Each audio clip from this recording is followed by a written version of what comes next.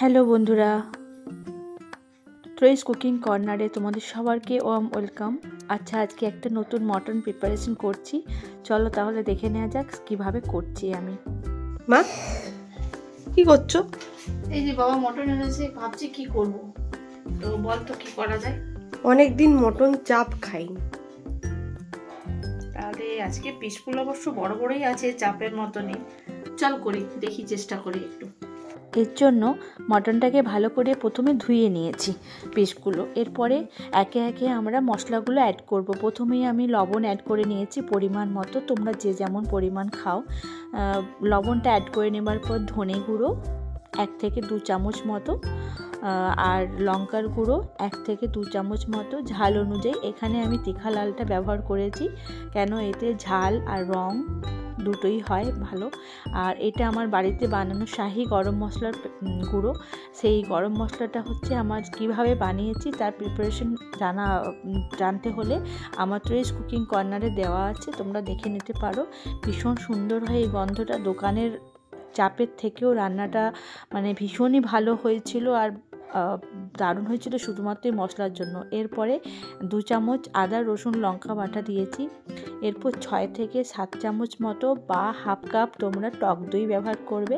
এরপর 2 ফোঁটা মিঠা আতর, 1 চামচ গোলাপ জল, 1 চামচ কেওড়া জল ভালো করে দিয়ে এরপর ওপর থেকে 3 থেকে 4 চামচ মতো সাদা তেল আমি এখানে অ্যাড করে নিয়েছি।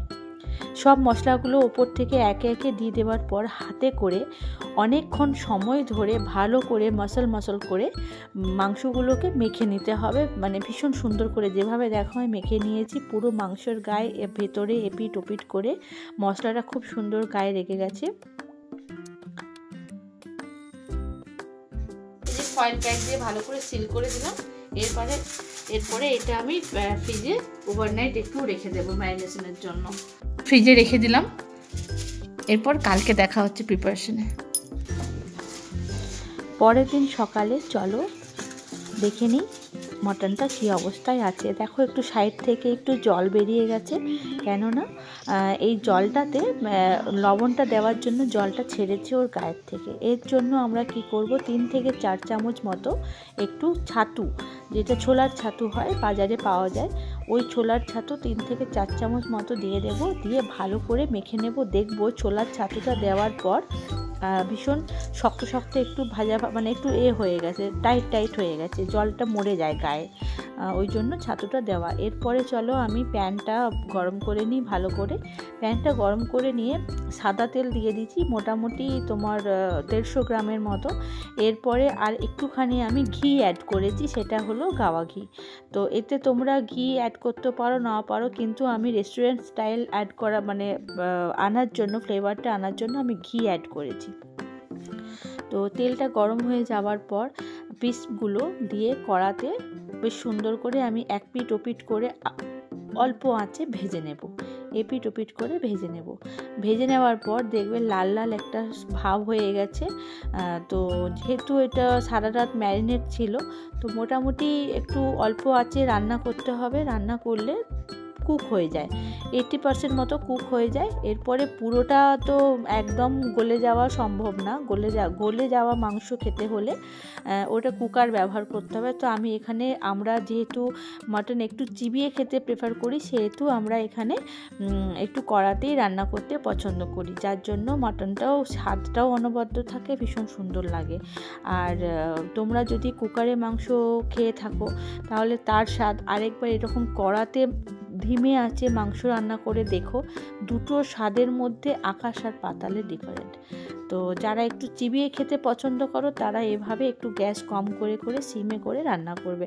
আমি ইন্ডাকশানে রান্না বসিয়েছিলাম, ইন্ডাকশান আমার অফ হয়ে গেল, কারেন্ট চলে গেল, যার জন্য আমি আবার গ্যাসে নিয়ে চলে এলাম, যেখানে আমি রোজের রান্না করি। তো এটা কেউ মনে কিছু করো না।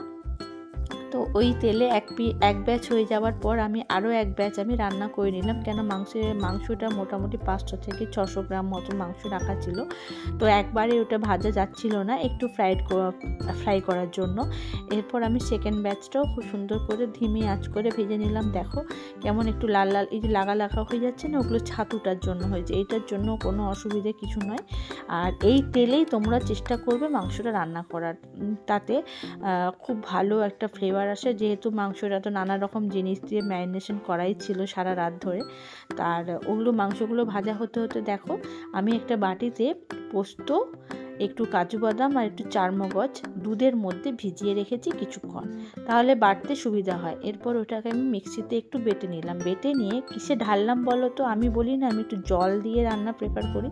তো ওই যে বাটিটাই আমার ম্যারিনেশন করা ছিল, ওই মশলার গায়ে লাগা ছিল, ওই মশলার বাটিতেই আমি ওটা একটু কেশর দিয়ে ভিজিয়ে রেখে দিলাম। তাতে কালারটাও সুন্দর হয় আর ফ্লেভারও খুব সুন্দর আসে। যার জন্যই দেখো কিভাবে আমি বানাচ্ছি এটা খুব সুন্দর করে।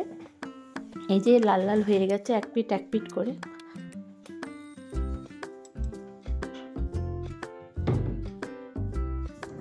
এই যে মশলা যখন গা ছাড়া হয়ে যাচ্ছে, কড়াইয়ের মধ্যে লেগে যাচ্ছে, এর মধ্যে আমি আরও একটু তেল অ্যাড করলাম, সাদা তেলই অ্যাড করলাম। সাদা তেল অ্যাড করে নিয়ে এর মধ্যে কি করলাম, আমি একটু এই যে মশলাটা লাগা হয়েছে, কোনো অসুবিধা নেই, এটা মশলাটা দিলেই এটা ছাড়াই হয়ে যাবে এটা। এরপরে কি করব, আমরা এর মধ্যে একটু লঙ্কার গুঁড়ো অ্যাড করব কালারটা আসার জন্য। তো সব সময় মাথায় রাখতে হবে গ্যাসের ফ্লেমটা যেন একদম লো টু মিডিয়াম থাকে একদম, এতে কি হয় রান্না পুড়বে না। এরপরে দেখো আমি দুটো পেঁয়াজকে গ্রেট করে নিয়েছি, দুটো পেঁয়াজ, তোমরা চাইলে বাটাও দিতে পারো, কুচিও দিতে পারো, তো আমি একটু গ্রেট করে নিলাম। গ্রেট করে নিলে কি হয় পিসগুলো গলতে খুব সুবিধা হয় আর গ্রেভিটা খুব সুন্দর হয়। এতে আমি কালারের জন্য 1 চা চামচ আমি চিনি ব্যবহার করলাম। চিনিটা ব্যবহার করলে নুন মিষ্টির ব্যালেন্স তো একটা প্রেফার করে রান্নাতে। এই যে দেখো কেমন মশলাটা ছাড়া হয়ে যাচ্ছে পেঁয়াজের জলে, তো তাতে তোমাদের কোনো অসুবিধা নেই। পেঁয়াজটা দেখো তেল ছাড়া হয়ে যখনই যাবে, এই যে তেল ছাড়া হয়ে যাচ্ছে না, তেল ছাড়া যখনই হয়ে যাবে তোমরা এর মধ্যে কী করবে, ওই ভেজে রাখা যে মাংসগুলো তুলে রাখা ছিল একটা বাটিতে, ওই বাটি মতন ঢেলে দেবে। দেখবে এতে না জল বেরোচ্ছে, ওই তেল জল মেশানো একটা গায়ের থেকে, ওইটাও বাটি ধোয়া জলটাও দিয়ে দেবে এর মধ্যে। দিয়ে তোমরা চাপা দিয়ে ওটা কষাবে বেশ কিছুক্ষণ। আমি একটু সব রান্নাতেই বাটি ধোয়া মিক্সি ধোয়ার জল ব্যবহার করি, এতে রান্নার স্বাদও ভীষণ ভালো থাকে। আশা করি যারা খেয়েছো আমার রান্না তারা জানো, আর যারা খাওনি তারা এভাবে করে দেখো, বিশ্বাস করো ভীষণ ভালো হয়েছে আর পরিবারের লোক ভীষণ খুশি পাবে। আর যেভাবে আমি শিখেছি সেভাবেই আমি চেষ্টা করছি তোমাদেরকে ডিটেলসে জানানোর। এই যে দেখো এটা বেশ কিছুক্ষণ পর, প্রায় 10 থেকে 15 মিনিট পর যখন দেখছি মাংসটা পুরো গা ছাড়া হয়ে গেছে, তেল ছাড়া, এর মধ্যে কি করব, আমরা আবার নাড়াচাড়া করে আবার একটু আমরা চাপা দিয়ে দেবো। এই যে দেখো তেলটা ছাড়া সাইড থেকে দেখো কোনো তেল বেরিয়ে আসছে। আর মটনের পিসগুলো সবসময় চাপ রান্নার সময় দেখবে একটু যেন চর্বিওয়ালা পিস থাকে, তাহলে কি হয় না চর্বির থেকেও একটা তেল বেরোয়, একটা গন্ধ বেরোয়, তাতে স্বাদটাও বেড়ে যায় ভীষণ। ওই জন্যই আমি মাটনটা চাপের দিকেই গেলাম। আর এই যে বেটে রাখা যে মশলাটা ছিল দেখছো, কেশরটা দেওয়ার জন্য রঙটা যা হয়েছিল না, রেস্টুরেন্টকেও ফেল করে যাবে এই রান্নাটা, মানে ভীষণ সুন্দর হয়েছে। আমরা তো বাড়ির লোক ভীষণ ভালোভাবে খেয়েছি। তবে ওই যে বললাম কুকারের রান্না আর কড়ার রান্নার মধ্যে একটু ডিফারেন্স তো থাকবেই। তো যারা কড়ার রান্না এখনও খাওনি তারা একটু এভাবে একটু করে দেখো, বিশ্বাস করো ভালো লাগবে। আর ভালো যদি নাও লাগে সেটাও কমেন্টে জানাবে, আর যদি খারাপ লাগে সেটাও কমেন্টে, আর যদি ভালো লাগে কমেন্টে জানাবে কেমন লাগলো, আর যদি খারাপ লাগে সেটাও জানাবে। ভালো মন্দ মিশিয়ে তো মানুষের জীবন। তো চলো এটা দিয়ে আমি আবার চাপা দিয়ে দিলাম। আবার ঠিক 10 মিনিট পর এটাকে খুললাম। খুলে নেবার পর দেখো পুরো তেল ছাড়া ব্যাপারটা হয়ে গেছে। যেহেতু কাজু বাদাম আছে, তার একটা ফ্লেভার, তার একটা তেল, একটা ব্যাপার, একটা অয়েলি ব্যাপার থাকে, তো সবে মিলেমিশে এটা মানে ভীষণ একটা রিচনেস দিয়েছিল, ভীষণ সুন্দর, মানে কি বলবো ভীষণই ভালো হয়েছিল। যাক, মটনের তো আমরা ঝোল কষাটাই প্রেফার করি, তো এইটা খেয়ে দেখো এটা ভীষণ ভালো হয়। তো অনেকক্ষণ ধৈর্য নিয়েই একটু সময় নিয়েই রান্না করতে হয়। তো এইভাবেই রান্না করলাম। দেখো আবার একটু চাপা দিয়ে রাখবো কিছুক্ষণ। একদম গ্যাসটা সবসময় লো টু মিডিয়াম, মানে একদম ধিমি আঁচে করলে তবে এই কালার, তবে এই স্বাদ, তবে এই গন্ধ আসবে। অযথা না হলে এই যে কাজু বাদাম এটা ওটা আছে মানে পুড়ে যাবে। তো যার জন্য একদম ধিমি আঁচ করে পুরো তেল ছাড়া ভীষণ সুন্দর মানে হবে রান্নাটা। গ্যাস কম করে যে রান্না হয় না, তার যে ফ্লেভার, তার যে স্বাদ ভীষণ সুন্দর। আচ্ছা, তোমরা কে কে মটন খেতে ভালোবাসো আমাকে একটু কমেন্টে জানাবে তো, তাহলে আমি বুঝতে পারবো যে কে কে মটন রান্না আমার পছন্দ করেছো। আর আরও তাহলে আমাকে কমেন্টে জানাবে, মটনের বিভিন্ন প্রিপারেশন আমি নিয়ে আসবো, তাহলে চেষ্টা করব। আচ্ছা, কথা বলতে বলতে ভুলে গেলাম, এখানে একটু খোয়া ক্ষীর অ্যাড করেছি। এটা তোমরা মিষ্টির দোকানেও খোয়া ক্ষীর পাওয়া যায়, এমনিও পাওয়া যায়। তো ওখানে বলে নেবে যে আমাদের মানে রান্নায় লাগবে। তো রান্নার জন্য যে খোয়া ক্ষীরটা সেটা মিষ্টি ছাড়া হয়, তো সেই রকমই আমি ব্যবহার করি। কেন মিষ্টি আর মিষ্টি ছাড়া দু রকম খোয়া ক্ষীর পাওয়া যায়, আমি সেটাই মেনশন করে দিলাম। তো আমি মিষ্টি ছাড়াটাই ব্যবহার করেছি, যার জন্য যে কেননা আমি অল্প কালারের জন্য তো চিনি প্রথমে অ্যাড করেইছিলাম। তো এই খোয়া ক্ষীরটা দেওয়ার পর ব্যাপারটা আরও জমে গেল। মানে কি বলবো, ভীষণ ভালো হয়েছিল, ভীষণ সুন্দর হয়েছিল, রেস্টুরেন্ট স্টাইল। আর যেটা ফ্লেভার বেরিয়েছে না, আমি তো নিজে রান্না করছি, আমি তো বলবোই। তোমরা যদি বাড়িতে একটু ট্রাই করো, আমাকে বলো কেমন হয়েছিল। ঠিক আছে রান্নাটা? এই যে দেখো আমার রান্নাটা অলমোস্ট হয়ে এসছে। এবার আমি গ্যাস অফ করে দেব। ব্যাস, গ্যাসটা অফ করলাম। মা, মটন চাপ রেডি, দেখাও। এই যে